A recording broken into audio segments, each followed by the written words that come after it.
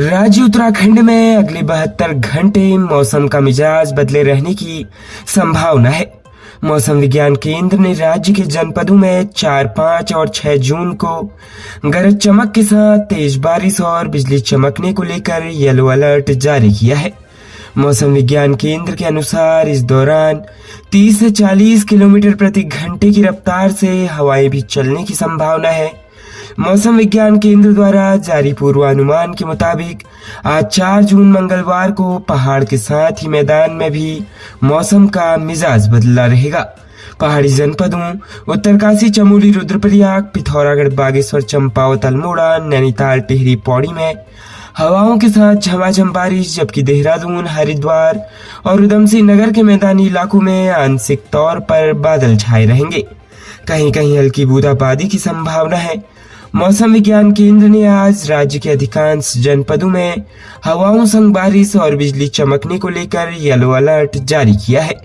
मौसम विज्ञान केंद्र ने 5 और 6 जून को राज्य के सभी जनपदों में बारिश को लेकर येलो अलर्ट जारी किया है। जारी पूर्वानुमान के मुताबिक प्रदेश में 5 और 6 जून को सभी जनपदों में गरज चमक के साथ झमाझम बारिश की संभावना है। विशेषकर पर्वतीय इलाकों में कहीं कहीं बारिश का तीव्र दौर भी देखने को मिल सकता है। इस दौरान गर्जन के साथ बादल बरसने के आसार हैं, साथ ही सतही हवाएं भी चलेंगी। इससे मौसम सुहाना हो जाएगा।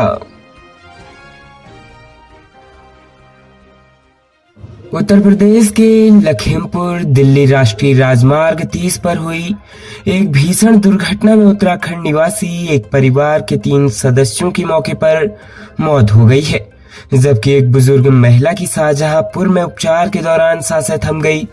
इनके अलावा परिवार के मुखिया की हालत गंभीर बनी हुई है। दुर्घटना का कारण कार की अधिक गति बताई जा रही है। आशंका जताई जा रही है कि सामने से आ रहे किसी वाहन को बचाने के चक्कर में कार अनियंत्रित हो गई और डिवाइडर तोड़कर दूसरी साइड में आ गई। वहां सामने से आ रहे ट्रक ने उसे सीधी टक्कर मार दी। स्थानीय पुलिस से प्राप्त जानकारी के अनुसार कार लखनऊ के कूरमांचल नगर इंदिरा नगर में रहने वाले उत्तराखंड के मूलतः नंदीग्राम अल्मोड़ा निवासी दीपक उपाध्याय की थी, जिसे वह खुद चला रहा था। बगल की सीट पर छोटा भाई राजीव और पीछे की सीट पर उनके पिता दिनेश चंद्र उपाध्याय, मां विमला देवी व ताई विमला देवी बैठी हुई थी। बताया जा रहा है कि लखीमपुर दिल्ली राष्ट्रीय राजमार्ग 30 पर उचौलिया क्षेत्र में गांव जलालपुर के पास मां वैष्णो पेट्रोल पंप के सामने किसी वाहन को बचाने के चक्कर में कार अनियंत्रित होकर डिवाइडर पार करते हुए दूसरी ओर की सड़क पर चली गई और वहां एक ट्रक के कंटेनर से टकरा गई। दुर्घटना में कार के परखच्चे उड़ गए। दुर्घटना की सूचना के बाद किसी तरह पुलिस की टीम ने मौके पर पहुंचकर स्थानीय गांव वालों की मदद से कार में फंसे लोगों को बाहर निकाला। इस दौरान राजमार्ग पर जाम लग गया। घायल कुछ बता पाने की स्थिति में नहीं थे। राज्य उत्तराखंड के हल्द्वानी के एमबीपीजी कॉलेज में समर्थ पोर्टल में तकनीकी खराबी और फीस जमा न होने के विरोध में कॉलेज के छात्रों ने मंगलवार को प्रवेश प्रक्रिया रुकवा दी। छात्रों ने महिला महाविद्यालय में तालाबंदी भी करी और उच्च शिक्षा विभाग के खिलाफ नारेबाजी करी। प्रवेश समिति के साथ काफी समय तक छात्रों की तीखी बहस भी हुई। छात्रों ने समर्थ की तकनीकी खराबियों का हवाला देकर प्रवेशार्थियों को भी वापस लौटा दिया। महिला महाविद्यालय में एमबीपीजी कॉलेज की प्रवेश प्रक्रिया सुबह 10 बजे जैसे ही शुरू हुई, छात्र नेताओं ने कॉलेज पहुंचकर जमकर हंगामा किया। छात्रों ने प्रवेश प्रक्रिया का विरोध करते हुए काउंसलिंग स्तर पर तालाबंदी कर दी। छात्रों ने भीषण गर्मी के बीच अधूरी तैयारियों के साथ प्रवेश प्रक्रिया कराए जाने का विरोध किया। काफी समय तक छात्रों की प्रवेश समिति से झड़प होती रही। छात्र नेताओं ने प्रवेश लेने के लिए कॉलेज पहुंचे छात्रों को समर्थ पोर्टल की असमर्थता बताते हुए प्रवेश समिति के समक्ष नहीं जाने दिया।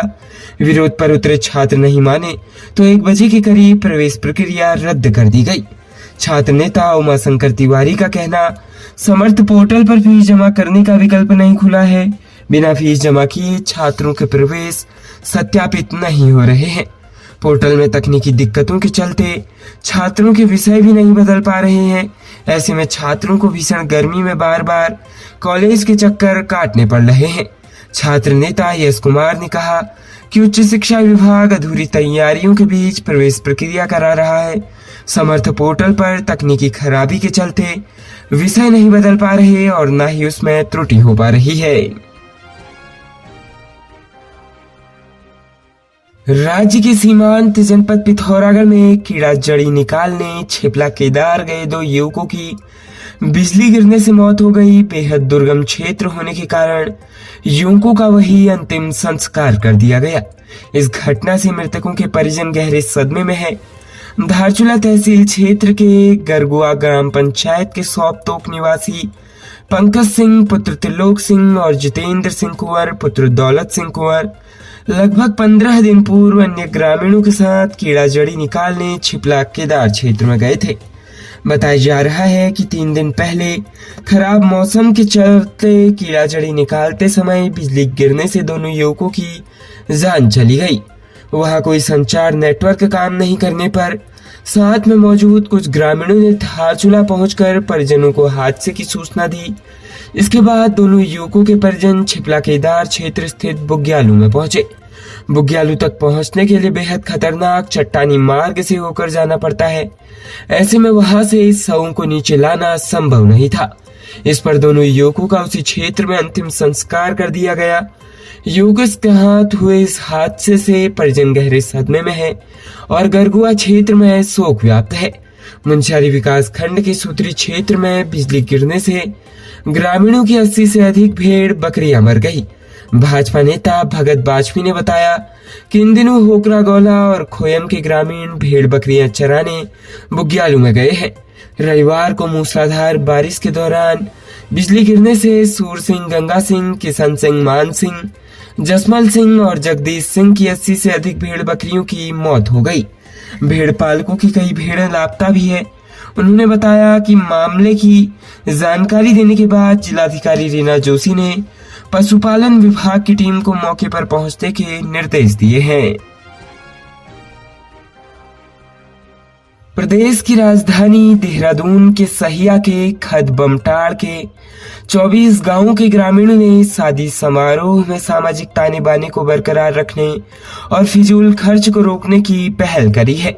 नराया गांव में महापंचायत कर इन्होंने 16 सामूहिक प्रस्ताव पारित किए।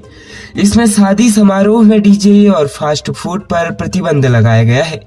दहेज पर भी पूरी तरह से रोक लगाते हुए बिटिया को पुराने रीति रिवाज के अनुसार 5 सामान संदूक बिस्तर, कटोरा, थाली, बंटा और परात के साथ विदा करने का निर्णय लिया गया।